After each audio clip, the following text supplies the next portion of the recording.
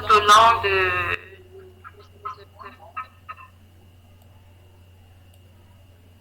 Quelqu'un veut dire quelque chose? Bon, d'accord, je continue. Donc, je disais que le mercredi dernier, c'était nous avions vu l'introduction sur le livre de l'Apocalypse. Nous avons vu les différentes techniques d'approche. Nous avons vu les différentes théories, la théorie idéaliste, la prétériste, la futuriste. Et nous avions dit que c'était, nous allons aborder l'approche historiciste pour ce qui concerne notre étude du livre de l'Apocalypse. Donc, on nous a fait une présentation détaillée. Le lien est sur YouTube pour ceux qui ne l'ont pas écouté afin de se rappeler. Sinon, ce soir, nous allons donc continuer avec notre deuxième présentation qui a donc pour titre « Message aux 7 églises ». Ce sera ça l'objet de la leçon numéro 2. Donc, sans plus, nous allons débuter notre moment de ce soir avec un chant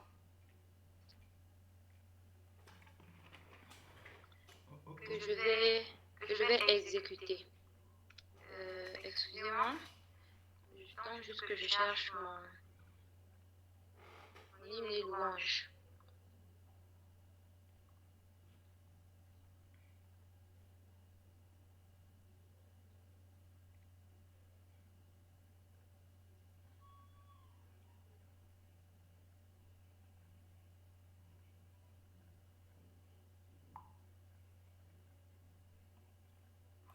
Nous allons donc exécuter l'hymne et louange 243.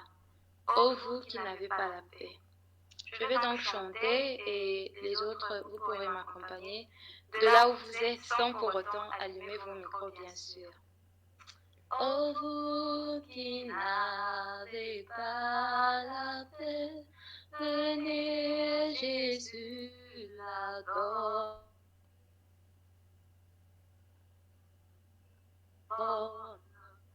Pure, profonde et pour jamais, venez, Jésus pardonne.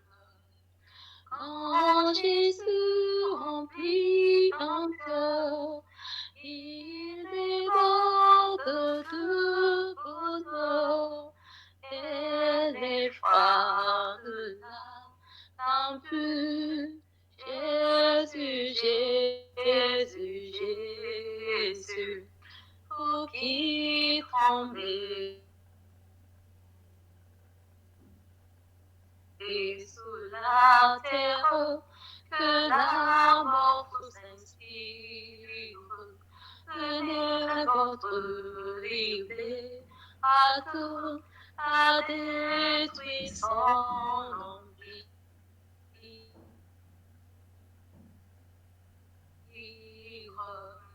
Avec nous vivrons, avec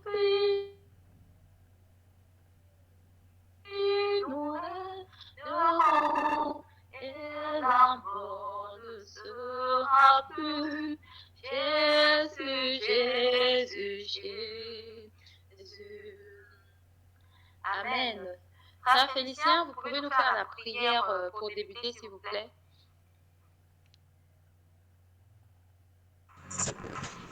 Prions. Éternel Dieu, notre Père, bénissons ton nom. Nous te remercions pour tout ce que tu fais pour nous. Et nous prions que tu puisses nous assister, nous conduire et nous aider dans ces conseils. Sois donc avec nous maintenant et pour toujours. Et que tout ce qui sera dit soit par ta coordination. Au nom de Jésus-Christ. Amen. Amen. Merci beaucoup, frère Félicien, pour la prière. Une fois de plus encore, je vous souhaite à tous la bienvenue.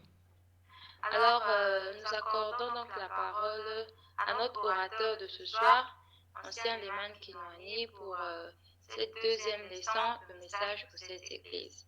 Vous avez la parole, ancien.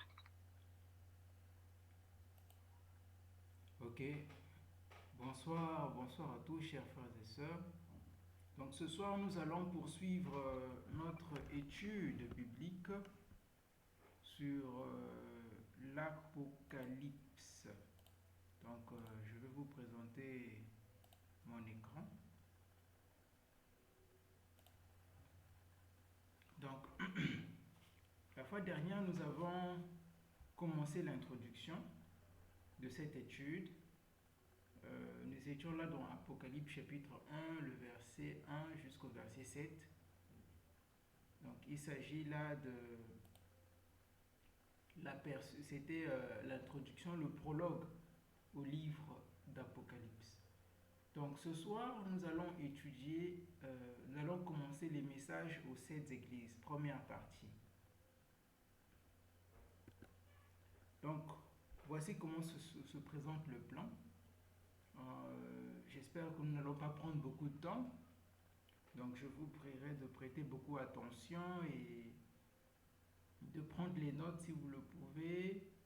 Et à la fin, je m'attends bien évidemment à des questions. Alors, Asaph. Certainement, dans le livre des psaumes, vous avez déjà entendu parler d'Asaph.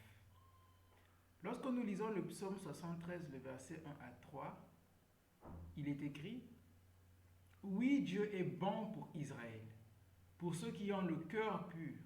Toutefois, mon pied allait fléchir, mes pas étaient sur le point de glisser, car je portais envie aux insensés en voyant le bonheur des méchants. » Donc ici, Asaph se préoccupait énormément du fait que les méchants réussissaient. Semble-t-il, ils réussissaient dans tout ce qu'ils entreprenaient. Et donc, Asaph, il se pose des questions. Comment se fait-il le juste ne réussit pas, mais le méchant, le mauvais réussit? Autant de questions qu'il se posait. Mais où a-t-il trouvé la réponse?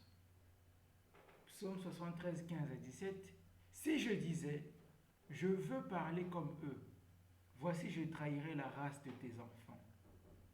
Quand j'ai réfléchi là-dessus pour m'éclairer, la difficulté fut grande à mes yeux, jusqu'à ce que j'eusse pénétré dans les sanctuaires de Dieu et que j'eusse pris garde au sort final des méchants. » Autrement dit, Asaph ne comprenait pas trop la réalité qui se déroulait autour de lui. Mais lorsqu'il a regardé le sanctuaire, lorsqu'il a compris le sanctuaire, lorsqu'il a pénétré dans les sanctuaires de Dieu, c'est dans le sanctuaire donc ou les sanctuaires qu'il a compris la finalité de méchant. Donc certainement Asaph, quand il a étudié le sujet du sanctuaire, voyez, lorsque nous étudions le sanctuaire, de bout en bout, nous comprenons la symbolique qui s'y cache derrière.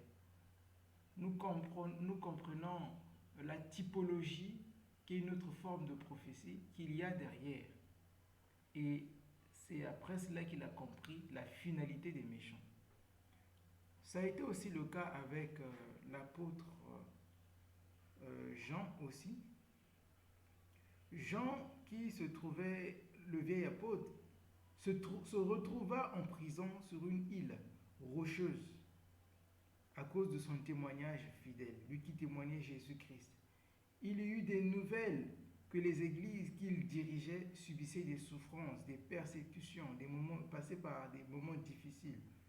Et donc à ce moment critique, il a reçu cette vision à laquelle il voyait Christ ressuscité apparaître dans le sanctuaire céleste. Il faut le souligner. Donc tout comme l'expérience du psalmiste, c'est-à-dire Asaph, le Seigneur a révélé à Jean certains mystères de cette vie et les luttes qu'elle apporte. Cette scène du sanctuaire lui a fourni à Jean l'assurance de la présence et de l'amour du Christ. Donc ici, pendant que le peuple d'Israël, le peuple de Dieu, les premiers chrétiens notamment, rencontre des souffrances, des persécutions. L'apôtre Jean, qui est sur l'île de Patmos, avant de tout cela. Et il est donc inquiet. Et puis il voit cette vision de Jésus-Christ ressuscité dans le sanctuaire, mais lequel? Le sanctuaire céleste, habillé en vêtements de grand prêtre, souverain sacrificateur, donc, dans le lieu très saint, parmi les chandeliers. Nous sommes là dans Apocalypse chapitre 2 et Apocalypse chapitre 3. Et donc, il voit Christ qui vient apporter, qui viendra donner un message aux 7 églises d'Asie mineure à cette époque. Un message pour apporter du réconfort, du soutien, malgré les difficultés, les problèmes par lesquels vous passez. Je suis là parmi vous. J'ai entre mes mains cette église, j'ai entre mes mains les différentes églises. Voilà là le point commun qu'il y a entre Asaph et Jean. Les deux ont trouvé solution dans le sanctuaire. Donc, lorsque nous lisons Apocalypse 1:9, moi, Jean, votre frère, et qui est part avec vous à la tribulation et au royaume et à la persévérance en Jésus, j'étais dans l'île appelée Patmos à cause de la parole de Dieu et du témoignage de Jésus. Voilà, donc, une petite représentation de l'île de Patmos. Voilà. Donc, en fait, l'île de Patmos, si on peut faire une description, c'était une île aride et rocheuse dans la mer Égée. Elle était d'environ 16 km de long et 10 km de large. Dans sa partie la plus large, les Romains utilisaient conjointement avec d'autres îles environnantes comme une colonie pénitentiaire pour des délinquants politiques bannis. Donc, les autorités romaines avaient banni Jean à Patmos à cause de sa fidélité à l'évangile. Il était certainement traité comme un criminel, enchaîné, manquant de nourriture et forcé à faire du travail dur sous le fouet des gardes romains impitoyables. Donc, l'apôtre Jean, excusez-moi, se retrouve dans l'île de Patmos et c'est une île rocheuse pour y réaliser donc des travaux. Il était considéré comme un prisonnier politique et donc c'était une île de souffrance.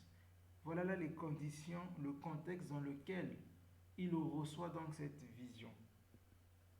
Bien-aimé, 2 Timothée 3,12 nous dit: Or, tous ceux qui veulent vivre pieusement en Jésus-Christ seront persécutés. De nos jours, beaucoup de prédicateurs enseignent que la souffrance ne fait pas partie de la vie du chrétien. Du moins, quand on a reçu Jésus-Christ, réellement, nous sommes bannis, nous sommes éloignés des souffrances, des difficultés. Nous avons une aisance financière, nous avons une santé de fer, nous avons de meilleures relations.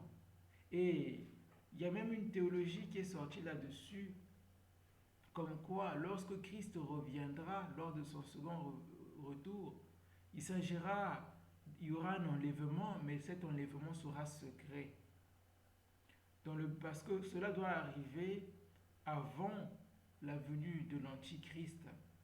Et lorsque l'Antichrist va arriver, il viendra avec lui toute une série de persécutions pour persécuter ceux-là qui vont s'opposer à lui. Et donc pour éviter ces persécutions, les chrétiens devront au préalable être enlevés, et il s'agit là d'un enlèvement secret, d'un rapt secret. Il y a même une théologie qui est sortie là-dessus. Mais la Bible nous dit que tous ceux qui veulent vivre pieusement, d'une manière ou d'une autre, seront persécutés. Je donne là le cas de Daniel et ses compagnons dans Daniel 3, 16 à 23, qui furent persécutés à cause de leur témoignage, à cause de leur fidélité, ne voulaient pas transgresser la loi de Dieu Et voilà, cela leur a valu une certaine persécution. Nous voyons là le martyr d'Étienne, lui qui est le tout premier martyr dans la Bible, qui prêchait l'évangile, mais qui en est mort. Vous voyez, Jean 15, le verset 20, Jésus nous dit ceci: souvenez-vous de la parole que je vous ai dite. Le serviteur n'est pas plus grand que son maître. S'ils m'ont persécuté, ils vous persécuteront aussi. S'ils ont gardé ma parole, ils garderont aussi la vôtre. Donc, chers frères et sœurs, ne pensons pas que parce que nous sommes chrétiens, la vie est rose. Les persécutions sont inhérentes à la vie du chrétien. Il faut dire une chose, que la récompense n'est pas de ce monde, mais la récompense est à venir. Souvenez-vous, au 1er siècle, tous ces chrétiens qui ont partagé l'évangile au péril de leur vie. Est-ce que Dieu n'était pas là? Non, Dieu les voyait. Mais la couronne, elle est à venir. Apocalypse 1, le verset 10. Là maintenant, nous allons parler du jour du Seigneur dans le livre d'Apocalypse. Donc Apocalypse 1, le verset 10 nous parle d'un jour du Seigneur. Je fus ravi en esprit au jour du Seigneur, et j'entendis derrière moi une voix forte comme le son d'une trompette. Exode 31, 31. Alors, ici il est question de savoir c'est quoi le jour du Seigneur. Comment nous comprenons le jour du Seigneur? Et ces versets, les versets qui suivent vont nous permettre de comprendre. Excusez-moi, je suis obligé de sortir un peu pour... voilà, il y a des retardateurs qui nous rejoignent, donc excusez-moi.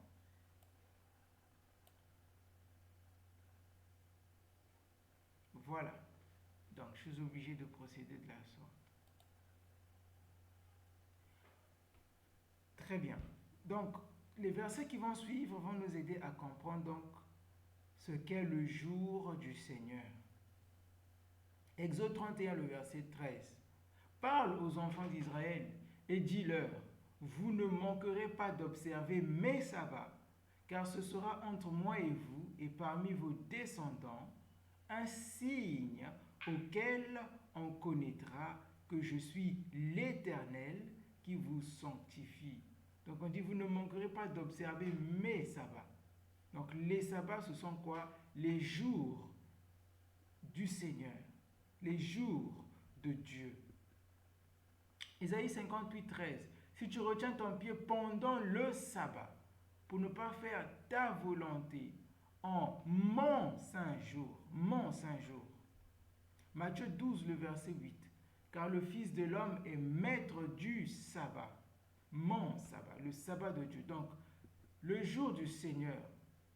Donc, Apocalypse 1.1 indique que l'apôtre Jean a reçu la vision des événements à venir, du moins à partir de son époque jusqu'à la fin. Il a reçu cette vision, le jour du sabbat. Donc, le jour du Seigneur, mentionné dans Apocalypse 1, le verset que nous venons de lire tout à l'heure, fait référence au jour du sabbat. Il ne faut donc pas le confondre avec un autre jour du Seigneur dans la Bible, qui est le jour de la venue du Christ. Et cela nous est mentionné dans Apocalypse 1, le verset 7, où on dit « Tout œil le verra ». Le jour où le Christ reviendra. Ésaïe 13, le verset 6 à 14, 2 Pierre 3, le verset 10. Donc ici, il est question du jour du Seigneur, c'est-à-dire le sabbat. Est-ce qu'il est question ici du sabbat tel que nous le pratiquons par la majorité des chrétiens aujourd'hui, c'est-à-dire le dimanche, le premier jour de la semaine? Non. Selon la Bible, il est question donc du jour que nous appelons aujourd'hui le samedi. Mais ce n'est pas l'objet de cette présentation.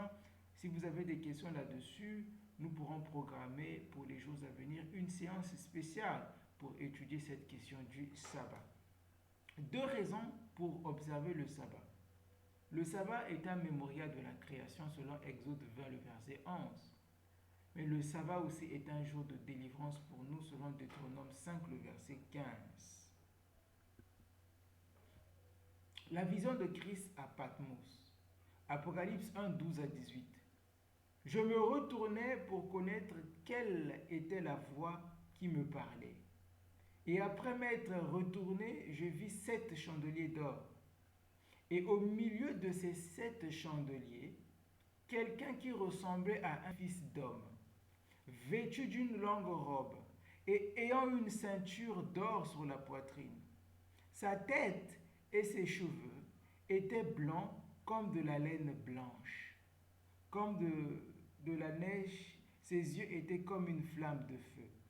Ses pieds étaient semblables à de l'airain, ardent comme s'il eût été embrassé dans une fournaise, et sa voix était comme le bruit de grandes eaux. Ici, l'apôtre Jean a une vision de Jésus-Christ.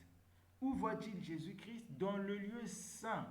Parce que c'est dans le lieu saint qu'on retrouve le chandelier d'or à 7 branches. Le verset 16 jusqu'au verset 18, il avait dans sa main droite 7 étoiles. De sa bouche sortait une épée aiguë, à 2 tranchants, et son visage était comme le soleil lorsqu'il brille dans sa force. Quand je le vis, je tombai à ses pieds, comme mort. Il posa sur moi sa main droite en disant, « Ne crains point, je suis le premier et le dernier, et le vivant. J'étais mort, et voici je suis vivant au siècle des siècles. Je tiens les clés de la mort et du séjour des morts. Amen. » Maintenant, essayons de comparer cette vision que l'apôtre Jean a eue dans l'Apocalypse à celle de Daniel. Daniel 10, le verset 5 à 6. Il est écrit, « Je levai les yeux, je regardais, et voici, il y avait un homme vêtu de lin, et ayant sur les reins une ceinture d'or du phase. Son corps était comme de chrysolite, son visage brillait comme l'éclair, ses yeux étaient comme des flammes de feu, ses bras et ses pieds ressemblaient à de l'airain poli, et le son de sa voix était comme le bruit d'une multitude. » Alors, comme nous sommes en train de parler du sanctuaire, d'abord je tiens à dire que la vision de Daniel est semblable à celle que nous trouvons dans Apocalypse à propos de Jean. Beaucoup de ressemblances. Il s'agissait là du Fils de l'homme, Jésus-Christ, qu'ils ont vu. Et Daniel, tout comme Jean, ils ont vu Jésus-Christ vêtu comme un souverain sacrificateur, comme un grand prêtre. Donc Jésus-Christ est dans un sanctuaire au ciel où il œuvre comme notre souverain sacrificateur. Il intercède pour nous pendant que nous sommes ici bas. Il a un ministère là-bas au ciel. Voyez-vous?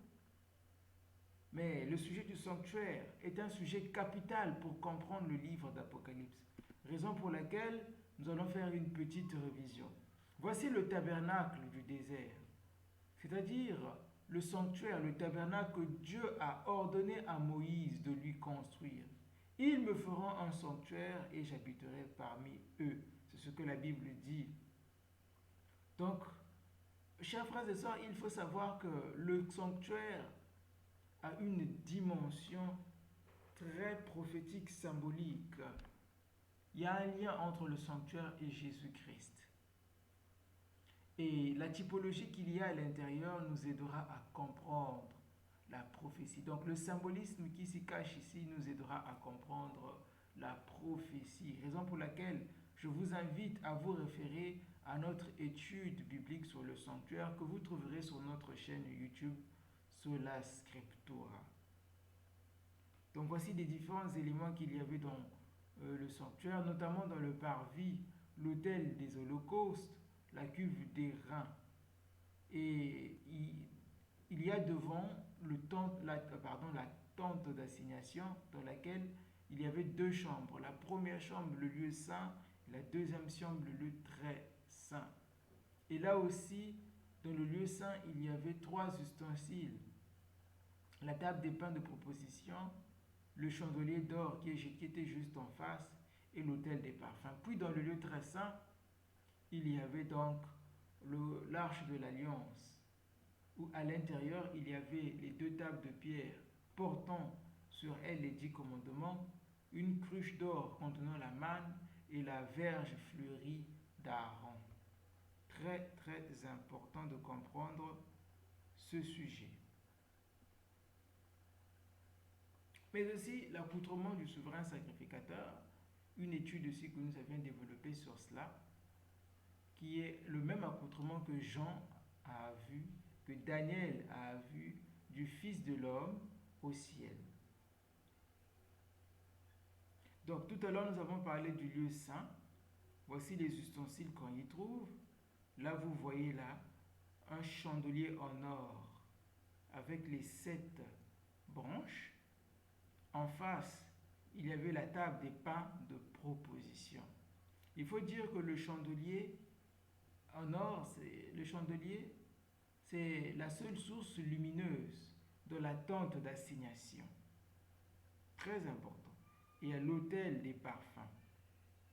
Bien aimé, comme j'étais en train de vous l'expliquer, Christ a été vu au milieu de ces chandeliers. Nous savons que le chandelier, on retrouve cela dans le lieu saint. Bien aimé, vous savez avec moi que lorsque Christ est mort, il est ressuscité. Il a vécu avec les disciples et quelque peu de temps après, ça a été son ascension, il est monté au ciel. Lorsqu'il est monté au ciel, il est allé poursuivre son ministère sacerdotal qui a commencé sur la terre. Et nous verrons, pas peut-être dans cette étude, mais dans l'étude liée au sanctuaire, que le parvis représente un ministère de Jésus-Christ sur la terre. Et que maintenant qu'il est au ciel, il a œuvré d'abord dans le lieu saint, où il a effectué un ministère. Et au moment où l'apôtre Jean a vu Jésus-Christ parmi les chandeliers, Jésus-Christ officiait encore dans le lieu saint. Aujourd'hui, il n'est plus dans le lieu saint, il est entré dans le lieu très saint, ce qui correspond aussi prophétiquement parlant à une autre phase dans laquelle nous sommes actuellement. Et bien aimé, ce sujet du sanctuaire, si vous permettez que je mette un peu l'accent, un peu plus de ça, sur ça, il est très important. Il nous aidera à comprendre facilement certains sujets comme par exemple la Trinité, l'amour de Dieu, la loi de Dieu, le sabbat, la justification par la foi. Autant de sujets que nous allons facilement comprendre et appréhender grâce au sujet du sanctuaire. Mais aussi, ce sujet nous aide à comprendre aussi le message de la santé que nous retrouvons dans la Bible et que nous prêchons. Donc le sanctuaire est au cœur du message même de l'Apocalypse. Comme je vous le disais, Jean voit Jésus vêtu en grand prêtre marchant parmi les chandeliers. Et cette image nous indique que Christ a d'abord œuvré dans le lieu saint du sanctuaire avant d'aller dans le lieu très saint. Dans le livre, le chandelier symbolise les 7 églises d'Asie à qui le rouleau de l'Apocalypse avait été initialement envoyé. Donc cette vision-là a une portée double. La première portée, ça nous révèle que Christ œuvrait dans le lieu saint à cette époque. Mais l'autre dimension, parce que souvenez-vous, lors de la première leçon, nous avions dit que pour interpréter l'Apocalypse, il fallait l'interpréter de façon symbolique. De façon symbolique, ça veut aussi vouloir dire, comme nous venons de le voir dans Apocalypse 1:20, les 7 églises, les chandeliers représentent les 7 églises d'Asie mineure à cette époque. Donc Christ, parmi les chandeliers, c'est Christ qui agit, qui est pas très loin, qui est proche de ces 7 églises d'Asie mineure à cette époque. Cette lettre du passé s'adresse à nous. Nous allons lire ces 3 passages rapidement. Apocalypse 1:11 qui disait: ce que tu vois, écris-le dans un livre et envoie-le aux 7 églises, à Éphèse, Smyrne, Pergame, Thyatire, à Sardes, à Philadelphie et à Laodicée. Il y a des retardataires. Et à Laodicée, Apocalypse 1, le verset 19. Écris donc les choses que tu as vues et celles qui sont et celles qui doivent arriver après elles. Apocalypse 1, le verset 20. Le mystère des 7 étoiles que tu as vues dans ma main droite et des 7 chandeliers d'or. Les 7 étoiles sont les 7 anges des 7 églises et les 7 chandeliers sont les églises, sont les 7 églises. Voici là comment la Bible interprète cette vision. Voyez-vous? Donc les 7 étoiles sont les anges de ces 7 églises, c'est-à-dire les responsables de ces églises-là, les prédicateurs de ces églises-là. Ce sont eux les étoiles. Ce sont eux qui doivent être des lumières pour indiquer ces églises dont ils ont la responsabilité. Et les 7 chandeliers représentent donc 7 églises. Alors, le contenu de ces messages a 3 applications. 3 applications pour le contenir, pour comprendre ce message. Première application, c'est l'application historique. Au début, ces messages étaient envoyés uniquement aux 7 églises situées dans les villes prospères de l'Asie du 1er siècle et de notre ère. Les chrétiens faisaient face à de nombreux défis. Plusieurs villes avaient instauré le culte de l'empereur dans leurs temples en témoignage de leur fidélité à Rome. Le culte de l'empereur était obligatoire. Les citoyens devaient également participer à des manifestations publiques et aux cérémonies religieuses païennes.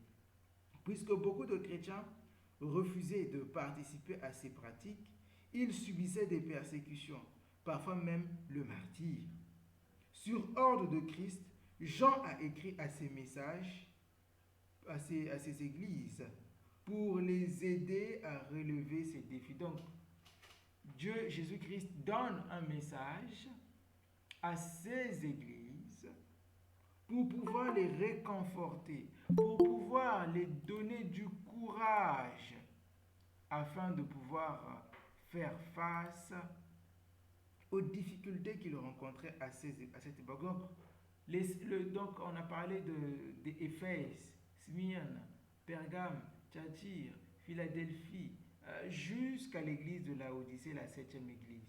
Ce sont des églises qui ont bel et bien existé à cette époque en Asie mineure, qui faisaient face à des difficultés. Donc ça, c'est l'application historique. L'application prophétique, les conditions spirituelles de l'église, les 7 églises, coïncident avec les conditions spirituelles de l'église de Dieu dans différentes périodes historiques. Il s'agit d'un panorama de l'état spirituel du christianisme dès le 1er siècle jusqu'à la fin du monde. Donc, en fait, ce qu'il faut comprendre, c'est que ce sont des églises qui ont bel et bien existé à cette époque. L'apôtre Jean, lorsqu'il... Excusez-moi, je branche ma machine. Voilà, l'apôtre Jean, lorsqu'il écrit à ces 7 églises, le message s'adresse particulièrement à chacune de ces églises. Un message personnalisé, selon les conditions spirituelles, selon les défis auxquels ils faisaient face, selon les qualités que Christ avait vues en eux, selon les défauts qu'il leur reprochait et selon les recommandations qu'il leur faisait. Maintenant, dans l'application prophétique, ce que Christ a donné comme message à ces 7 églises correspond aussi à l'évolution du christianisme tout au long de son histoire, depuis cette époque à l'époque où Christ reviendra. C'est ce qu'il faut que nous puissions retenir. Et l'application universelle, les 7 messages contiennent des messages qui peuvent s'appliquer aux chrétiens dans toutes les époques. Ils représentent différents types de chrétiens dans différents lieux et différentes époques. Maintenant, nous sommes sur le point de terminer. Parlons donc de l'église d'Éphèse. L'église d'Éphèse, donc Éphésiens, notamment le livre d'Éphésiens que vous voyez, c'est la lettre, les épîtres aux Éphésiens sont adressées à l'église d'Éphèse. L'église d'Éphèse qui était une grande communauté chrétienne à l'époque. Donc faisons une petite description. D'un point de vue situation de la ville, Éphèse était la capitale et la plus grande ville de la province romaine d'Asie, située sur les grandes routes commerciales. Et d'un point de vue économique, en tant que port principal d'Asie, c'est l'un des centres religieux et commerciaux les plus importants. Pour ce qui est des édifices, la ville était remplie des édifices publics tels que les temples, les amphithéâtres, les gymnases, les bains publics et des maisons privées. D'un point de vue culturel, Éphèse était aussi connue pour ses arts et ses pratiques magiques, de même que l'immoralité et la superstition. Mais pourtant, l'Église chrétienne la plus influente d'alors se trouvait dans la province d'Éphèse. Donc, que nous dit le message? Quel est donc le contenu du message à l'église d'Éphèse? Apocalypse 1, le verset 1. Révélation de Jésus-Christ que Dieu lui a donnée pour montrer à ses serviteurs les choses qui doivent arriver bientôt et qu'il a fait connaître par l'envoi de son ange à son serviteur Jean 2, lequel a attesté la parole de Dieu et le témoin de Jésus-Christ, tout ce qu'il a vu. Heureux donc celui qui lit et ceux qui entendent les paroles de la prophétie et qui gardent les choses qui y sont écrites, car le temps est proche. 4. Jean aux 7 églises qui sont en Asie, que la grâce et la paix vous soient données de la part de celui qui est, qui était, qui vient, et de la part des 7 esprits qui sont devant son trône. Alors, excusez-moi, j'ai fait une erreur. Au lieu de prendre cet Apocalypse chapitre 2 que je devais vous lire, mais là je vous ai lu Apocalypse chapitre 1. Toutes mes excuses, permettez-moi que je prenne ma Bible.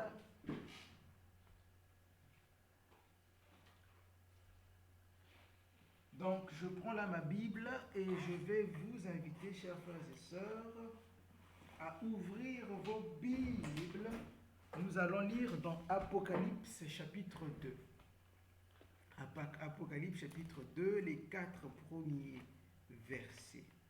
Apocalypse chapitre 2, les 4 premiers versets. Donc, écrit à l'ange de l'église d'Éphèse, voici ce que dit celui qui tient les 7 étoiles dans sa main droite, celui qui marche au milieu des 7 chandeliers d'or. Je connais tes œuvres, ton travail et ta persévérance. Je sais que tu ne peux supporter les méchants, que tu as éprouvé ceux qui se disent apôtres et qui ne le sont pas, et que tu les as trouvés menteurs, que tu as de la persévérance, que tu as souffert à cause de mon nom, et que tu ne t'es point lassé. Mais ce que j'ai contre toi, c'est que tu as abandonné ton premier amour. Verset 5.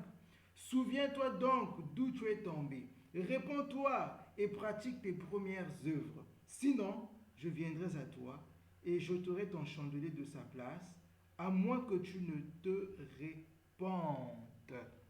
Voici là le message que Christ a donné. Donc, comment Jésus-Christ se présente à cette église?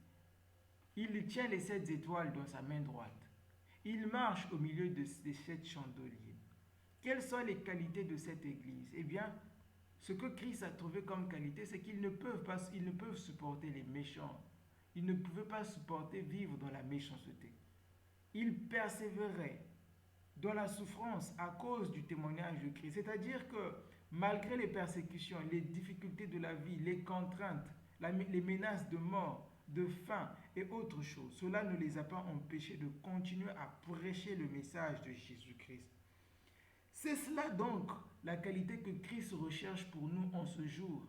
Est-ce que malgré vents et tempêtes, malgré vents et marées, allais-je dire, malgré les difficultés, malgré les problèmes, malgré les vicissitudes de la vie, allons-nous continuer à prêcher ce message? Allons-nous continuer à témoigner de Jésus-Christ? Cette église d'Éphèse, elle a éprouvé les faux apôtres. Elle testait les faux apôtres.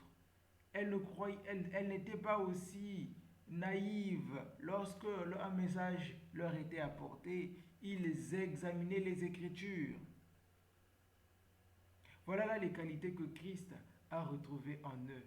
Mais qu'est-ce que Christ fait comme remarque? Mais ce que j'ai contre toi, c'est que tu as abandonné ton premier amour.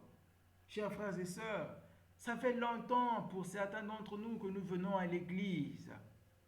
Les jours de culte, nous y sommes, nous venons.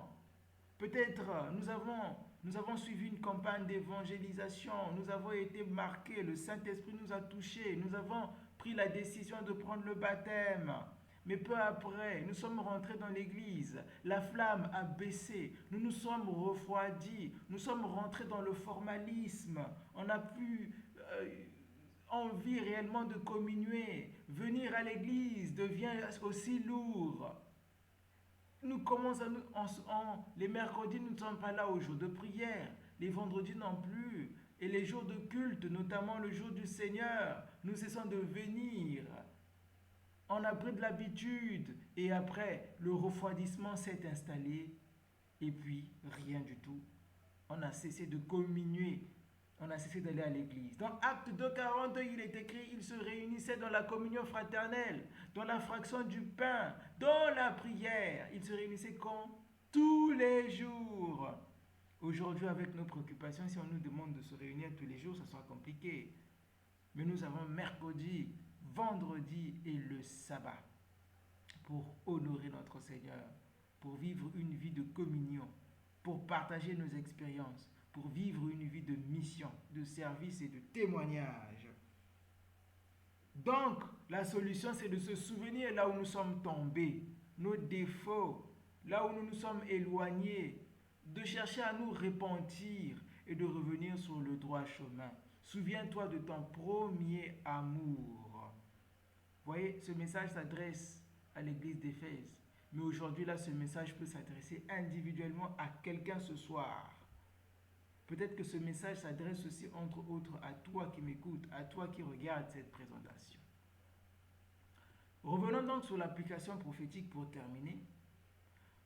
Nous avions dit que ce message s'adressait premièrement à l'église d'Éphèse. Mais elle avait des caractéristiques à une église, elle avait des caractéristiques à une... a été assimilée. Ces caractéristiques, on pouvait les répercuter à une certaine période de l'évolution du christianisme qui correspond à l'an 31 de notre ère jusqu'à l'an 100. Donc l'an 31 après la mort de Jésus-Christ jusqu'à l'an 100 à peu près, on quantifie dans la dimension prophétique, c'est l'âge entre guillemets d'Éphèse. Donc cette église était caractérisée par l'amour et la fidélité à l'évangile. Mais à la fin du 1er siècle, cette église commençait à perdre la flamme de son premier amour en perdant la simplicité et la pureté de l'évangile. Voilà, là, chers frères et sœurs, le message que nous avions à vous prêcher ce soir, à vous présenter ce soir, la méditation d'une part, mais étude biblique surtout, parce que nous sommes en train de faire une formation biblique. La semaine prochaine, nous allons poursuivre. Nous allons voir donc le message de Christ aux 6 autres églises après Éphèse. Donc le temps est accordé pour les questions et réponses, si vous les avez bien évidemment. Voilà. C'est à merveille, nous te remettons la parole.